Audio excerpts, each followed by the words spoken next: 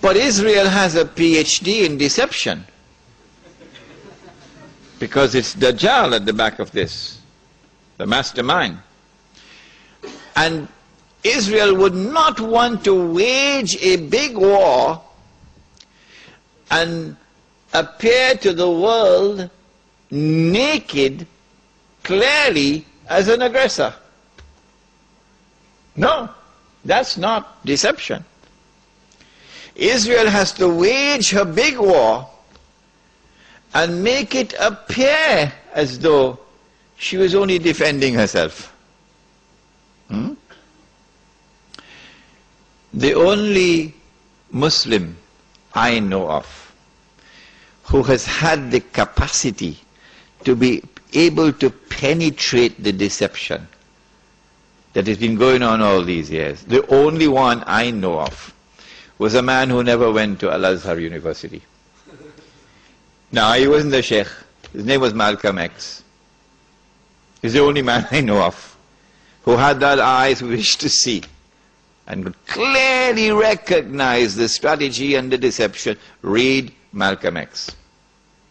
How is Israel going to launch this big war and yet get away from being perceived by the whole of humanity as the aggressor, blatant aggression?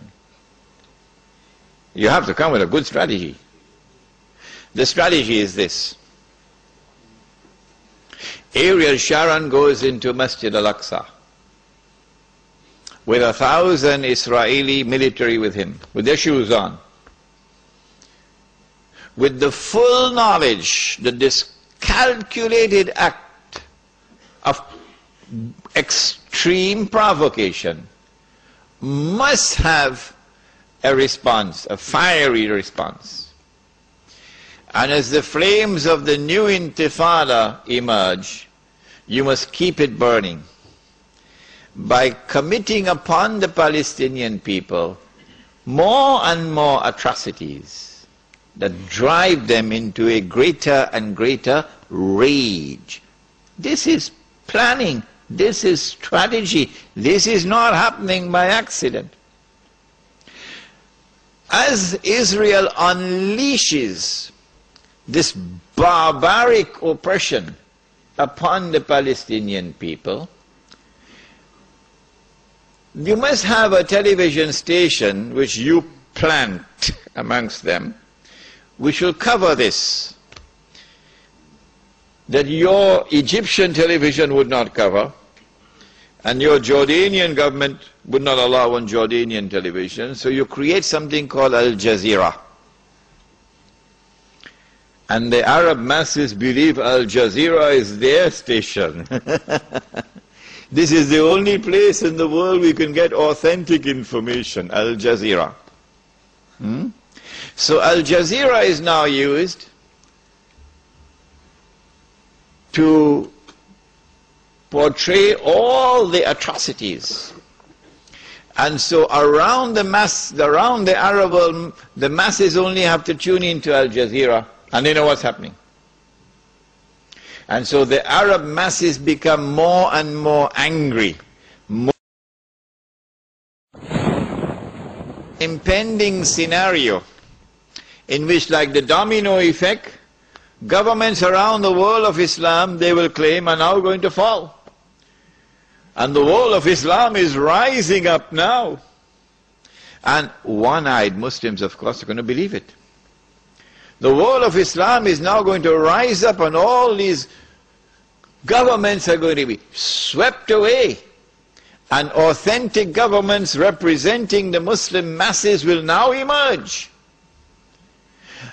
And therefore the Jews are going to have their throats cut. This is going to be the most dangerous moment in the entire life of the world of Jews. The media will portray it.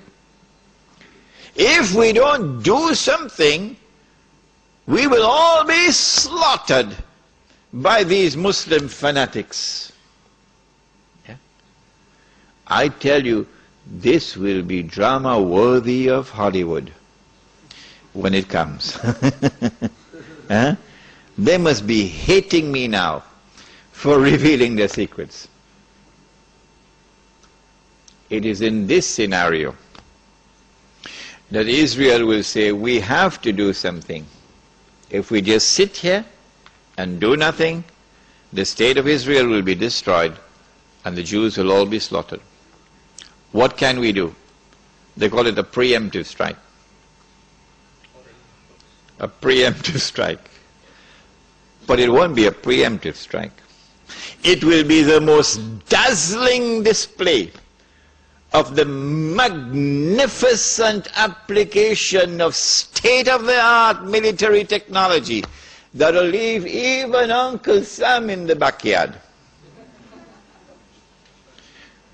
A war like Uncle Sam has never seen and could never wage. That is what Israel is going to wage. Do they have the technology? I believe they have technology that even Uncle Sam doesn't have. It will be a lightning strike. Israel has to put on this magnificent display of military power and state-of-the-art technology beyond anything else that the world has ever known, in order for Israel to impress upon mankind the validity of its credentials that is now going to become the new ruling state in the world. Before Fahad could even blink, the Israelis have taken over the Saudi oil fields and the Iraqi and the Kuwaiti oil fields. The United States, of course, will make some noise, and Britain will make some noise, but will they send troops? No, of course not.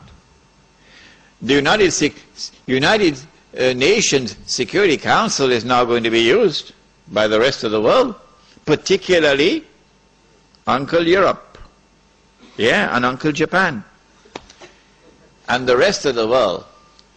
They will take the United Nations and seek to use the United Nations now to do something about this.